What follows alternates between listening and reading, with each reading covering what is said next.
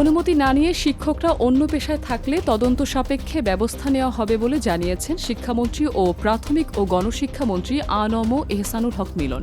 আপনারা সবকিছু দেখার চেষ্টা করেন এবং আপনারা যদি সিনসিয়ারলি অনেস্টলি রিপোর্টিং করতে থাকেন, আমরা সেই রিপোর্টিংগুলি দেখে থেকে ব্যবস্থা নেব।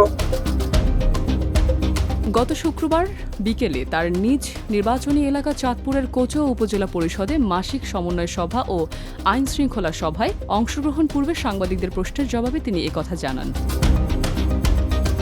আপনি দায়িত্বটা আপনি পালন করেন, ওনার দায়িত্ব উনি পালন করেন, হয়ে গেল। এই দায়িত্বের মধ্যে কোনো অবহেলা থাকলে সেটা জনসম্মুখে আসবে, আমাদের দৃষ্টিতে আনার দায়িত্বটা আপনি নিচ্ছেন। এ সময় তিনি আরও জানান, শিক্ষকতার বাইরে অন্য পেশা নিতে অনুমতি নিতে হয়, এটা সরকারি নিয়ম। যারা অনুমতি নেবে না তাদের বিরুদ্ধে তদন্ত করা হবে।